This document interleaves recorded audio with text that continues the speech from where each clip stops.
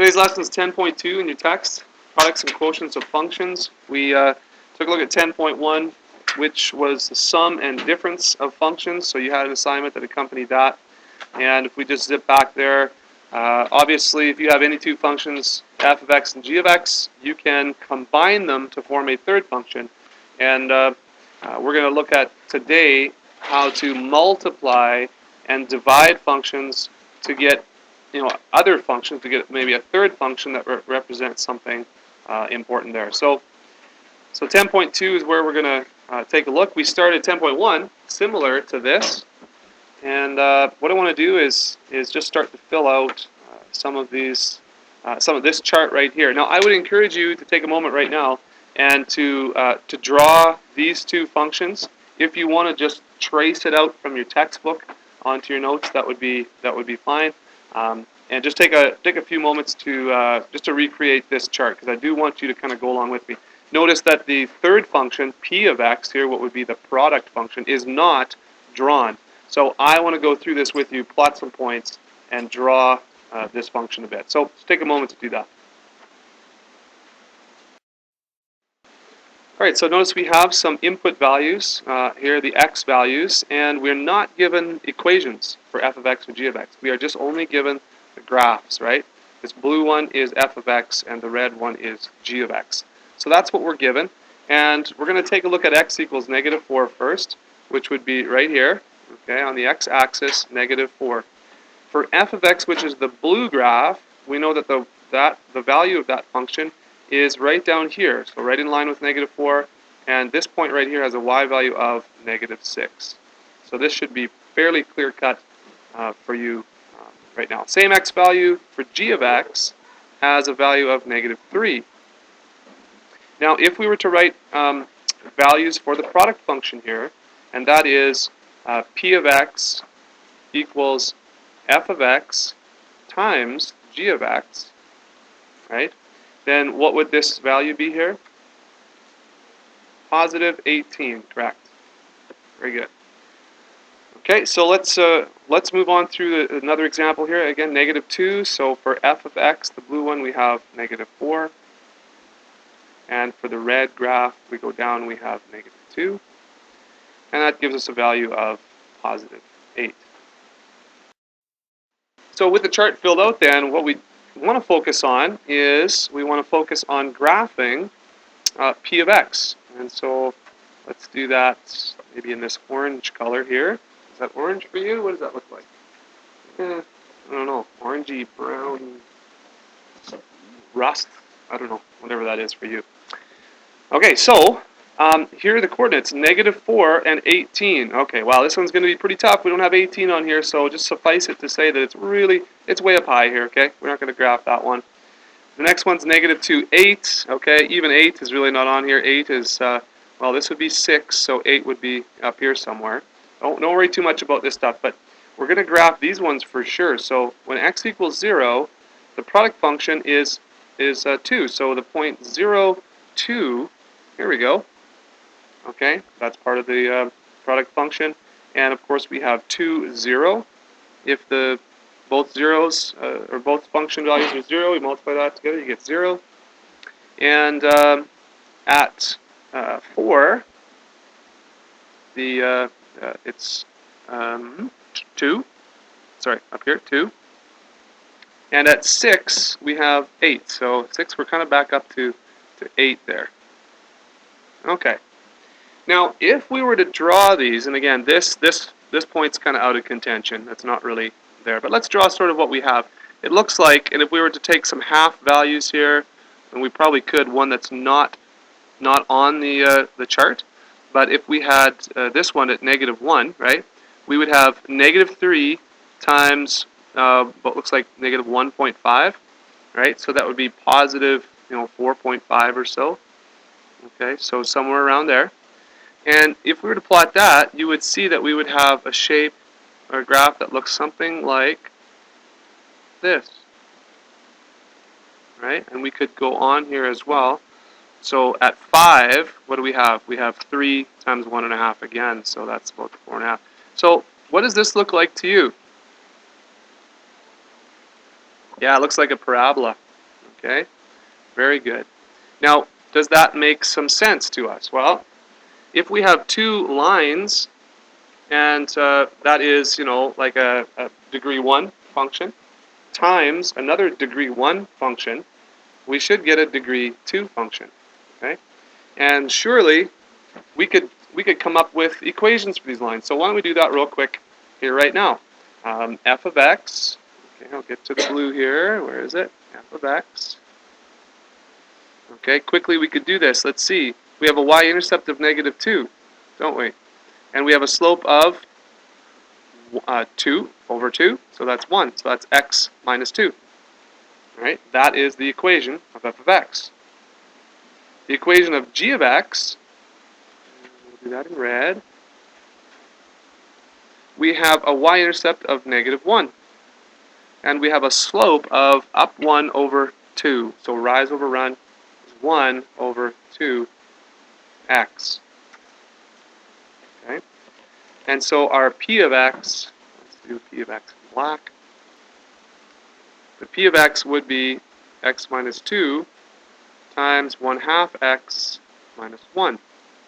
And if we multiplied those out, if I can sneak this on here, if we multiplied those out, what would we get? We get 1/2 x squared, we get minus x minus another 1x, so that's minus 2x plus 2. And that indeed is a parabola, and if we graphed that on the graphing calculator, graphed all three of these, which we might do just to confirm, but you could graph those on the graphing calculator. But yeah, indeed, the product function should be a parabola, and it looks like it is. Okay? Any questions? Okay, so let's talk about some notation then, again. Product of functions, so if we have f of x times g of x, it can be written like this. So notice that this notation, very similar to the notation we learned last section, except the operation here is a multiplication and it's represented by a dot. Okay? That is a notation for multiplication. We don't use an x, obviously, because we have x's all over the place. We wouldn't use an x for multiplication. That's why back in grade 9 I slapped your hand on the table. Well, I didn't actually slap it. I pretended to slap it. I don't actually hit students anymore. But, it was bad to write x as a times, right? A multiplication, right? Remember that? I said, oh, please don't do that. That's kind of an elementary thing. We're not doing that. Did I have you guys for grade 9? Oh, you didn't. Okay, well, I would have hit you if I would have had you. Okay? Just kidding. Anyways, unfortunately, you didn't have me for grade 9, so that's really sad for you. But you're doing remarkably well in spite of that fact. Maybe I had some. Did I have half of you for grade 9? Some of you? Okay. You guys are confused. We don't use x's for times, we use dots. Over here, quotient, all right? Just f over g, all in the brackets, and then your x. So the operations, plus, minus, times is the dot, here's the division. So let's take a look at these two graphs right here. Okay, this is an example right here of, we have g of x is a straight line, and f of x. F of x, does anybody know what kind of function this would be right here? Well, let's say that it was back here. This is a transformed function, so let's say it started back here, and this was 0, 0. Then we would go over 1 and up 1. Okay, that doesn't help us much, does it? Could be product, could be division, could be anything. But if we went over 1, 2, 3, 4, okay, if x was 4, then y would be 2. If x was, we could go up here more, but if x was 9, you know what? Y would be 3. So what function is that?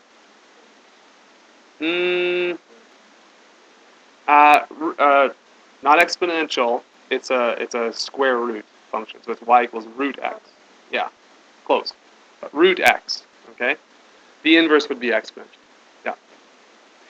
Anyways, if we just look at the graph, right, we can do the product. So here we have y equals 1, and we have y equals about 1.5. So what's 1 times 1.5?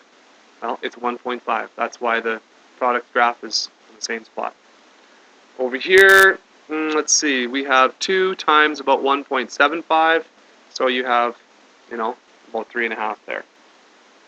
Okay, so product functions. Here's a division one. Now the division one, if you divide functions, what you have to realize and you want to remember is that if you divide by 0, you got a problem, right? That's an asymptote.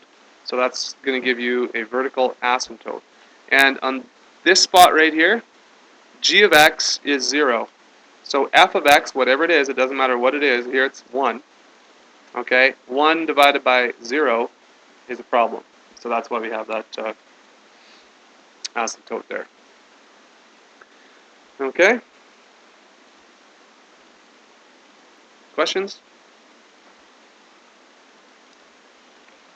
If you see this notation over here, I put these on over here because you might see this. And just as a reminder, this means that we're multiplying functions, right? F kind of dot g there. And this is multiplying the functions when x equals 5. Okay, so instead of the x, I have a number 5 there. So that means that at 5 right here, we're multiplying the two values of f and g. And so this would be 2 times 3 would be 6.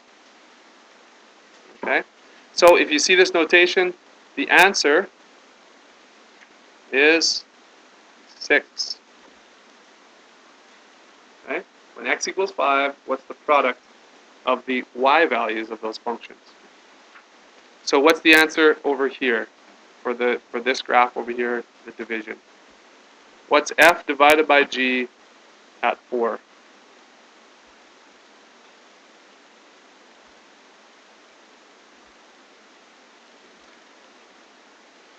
Anybody? You do have all three functions here, so really it's just a matter of looking at 4 right there, and f divided by g at 4 would be this y value right here. So something just a little less than 1. Right? Tough to tell, but you can say, roughly 0.9. Okay? Everybody see that? Just the value of the of this quotient function. All right, so let's look at example 3. Example 3 is a word problem, and we're going to kind of see how a product or quotient functions actually relate to sort of real-life problems. So if you look at example 3 in your textbook, it's on page 493. I'll just read it real quick here. A local hockey team owner would like to boost fan support of the games. He decides to reduce the ticket prices, T, in dollars according to this function. T equals 10 minus 0.1 G, where G represents the game number. To further increase fan support, he decides to randomly give away noisemakers. The number N in hundreds of noisemakers can be modeled by this function, 2 minus 0.05 G. And now remember, G is the game number. So the community fan base is small, but the owner notices that since the incentives were put in place, attendance A in hundreds can be modeled by this function. Okay, so notice we have a constant and we have a rate of change of 0.2 per game number. Okay, so assuming the game numbers are, first game, second game after he did this, third game after he did this, and so on. So he's trying to measure, as time goes by, right? Game 1 would be early on, and game 2 would be after that, and so on. So it says determine R of G, okay, equals T of G times A of G. T of G times A of G. So we're looking for a product of functions. Determine what this is algebraically, and then explain what it represents. Okay, so let's take a moment to do that. Change colors already. T of G is what? Well, we said that was 10 minus 0.1 G, and A of G is the attendance, right, is 8 plus 0.2 G. 8 plus 0.2 G. So let's find R of G by multiplying. So that's 10 minus 0.1 G times 8 plus 0.2 G. And we'll do some FOIL method here. Okay, so you multiply it out, you get your R